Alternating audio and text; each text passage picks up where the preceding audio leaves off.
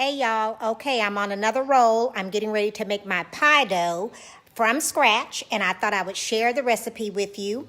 This is so simple, guys. You are not going to believe it. You will never buy another pie crust once you see. So what you're going to need is you're going to need some flour.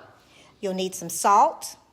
You'll need some real butter, 2 sticks, and you're going to need your food processor and some ice cold water. And so water. Now what I'm going to do first is I'm going to cut up my butter into little squares, and then I'm going to add that to 3 cups of flour and 2 teaspoons of salt. Okay guys, so what I have in my food processor is my 3 cups of flour, my 2 teaspoons of salt, and you can see I've already cut up my butter into little squares. So now what I'm going to do is I'm going to start with my food processor and start pulsing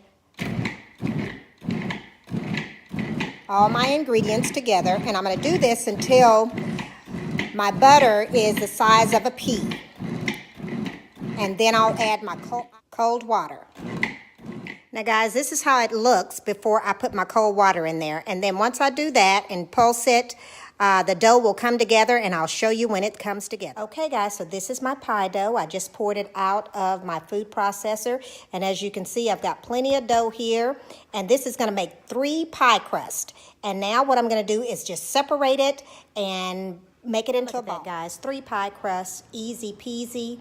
I've already made 3 over here. I'm gonna make 3 more, and I am done with making my pie crust and pie dough. So this will be going into my pecan pies, my sweet potato pies, and my peach cobbler.